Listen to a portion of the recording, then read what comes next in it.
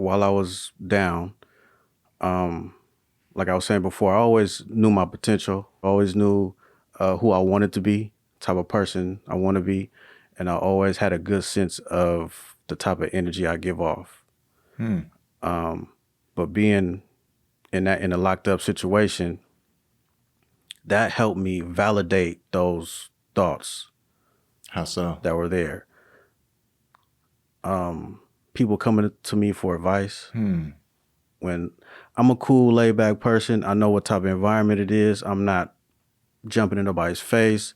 It's all about respect and hygiene. Yeah.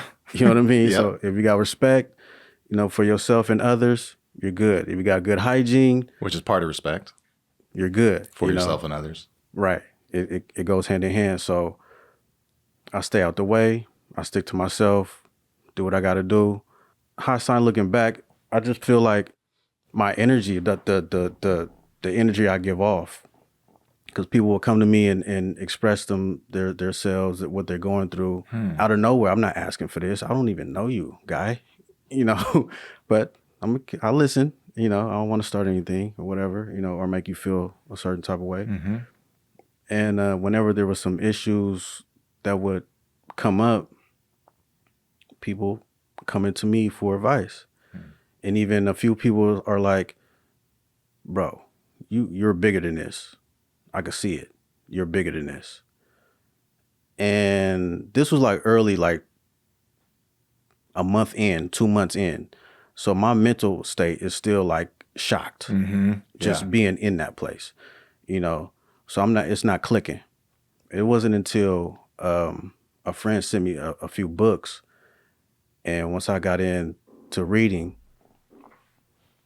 and really focus and change my way of thinking, because everything starts with self. Everything starts up here in your brain. So once I started changing my way of thinking, that's when I realized, okay, boom, this is happening. I'm gonna be all right. Was it a particular book or something you read? It was a Do you remember the combination. moment? Oh yeah, it was Really? a combination. The Law of Attraction, The Secret. I see you got it over there. Yep. And the 50th Law by Curtis Jackson, 50 Cent. Okay. I haven't So, heard of that. That's awesome. That's yeah, a pretty it's successful dude. I'd like yeah. to hear what he has to say. Yeah, it's a play off the 48 Laws of Power. Okay. So he came out with his own called the 50th Law, which is the focus is on being fearless. And actually, there's another book he got called Hustle Harder, Hustle Smarter, which kind of breaks down his whole journey, which is very insightful. I like to read self-help books. Yeah. If I'm gonna feed my brain, I want to feed my brain with some knowledge, with something that's going to help me, something I could use with tools. Yeah, let's not just drool at memes. Let's try to Right. learn something better ourselves.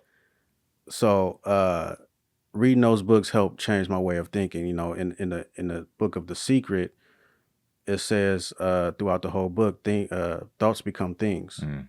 So what you think happens. Whether you realize it or not.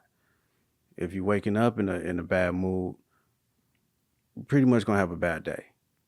That negative energy is gonna come to you, and that goes in with the law of attraction. Because you woke up in a bad mood. Now when you leave the house, you're in a bad mood. You're in a certain mind state. That energy that's seeping out of your mind is coming to you.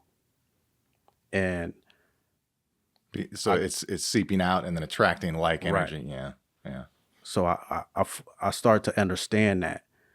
So on my day-to-day being locked up, I would stay positive. I would say affirmations. I learned different affirmations to say to myself.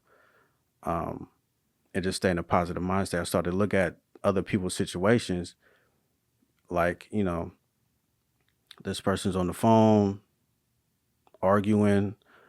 This other person's digging through the trash. When commissary comes around, some guys are standing out the door drooling because they're not getting the bag. They're not getting food. And I have to rethink the situation. Like, hold on, every commissary, I'm good.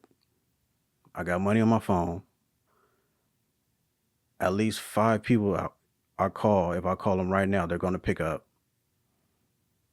That's I'm amazing. straight. That's amazing. I'm good. And so you put effort into thinking of positive things and finding them? Did it ever, while you were in there, did it become second nature to where now you're just experiencing? Yep. Wow. Yep. Wow. That's amazing. And it's kind of surreal because things just started to happen. Little things just started to happen. Synchronicities. Yep. Yeah. Yep. Mentally, once you're there, you notice it like that. It's like you get a car, you get a brand new car, you get a Lexus, driving in your car. All of a sudden, all you see is Lexus cars driving because it's that subconscious thing. It's within that universe. So once I started thinking like that, I started speaking like that. It's kind of weird because after I read The Secret, I fully understood the Bible. And what do you mean? Because the Bible, the language in the Bible is pretty complex because it was written so long ago, and the meaning and interpretation and all of that is complex. When I read The Secret, it was like, okay, whatever you're thinking, you speak it to existence, it's gonna happen for you. Don't worry about when, or how. as far as manifesting and the things that you want in life. Don't worry about when, don't worry about how. Just believe. And that's the whole message in the Bible. Just believe. You know what I mean? It's just that simple. So I just started believing. I am coming home. I don't know how, I don't know when, but I am coming home. And then things started to happen. At the same time, people coming to me for advice, people kind of just looking out for me for no reason. I'm not asking for anything. I'm minding my own business. So it was like, it was a bunch of different little things that was like validations. Well, what do you think? What was the one, like when you say that things started happening, what's the one that comes to your mind that's like the most unexplainable or impactful for you? Like, okay, when you in those institutions, it's all about race, right? You're divided by race. So, so you have to stick to your people by default. And if somebody that's, of your race is getting into it with a different race, that can turn into a thing. That can turn into a big thing. And it was, situations like that that were about to happen. And people on my side are coming to me like, hey, what you think? I'm like, why y'all asking me? Don't do it. I mean, what? Like, I'm not the toughest guy. I ain't no punk. I ain't no sucker. But at the same time, I'm very mindful of the environment and what can happen. I've always been a think 5-10 steps ahead type of guy. The pros and cons, the consequences. I've always been conscious of that. So if there's a way where we can, kind of do what needs to be done based off the rules in here, but still no one, gets in trouble with the guards and all of that, or if there's what they call a discipline act that we need to do or they need to do, we do that, but just leave it there. And sometimes just a conversation. 'Cause a lot of times, most of the time, it's just a misunderstanding. It's everywhere in life. Conflicts is usually a lack of a lack of understanding. Right. Hard to get through the anger and rage, though, sometimes to explain that to people.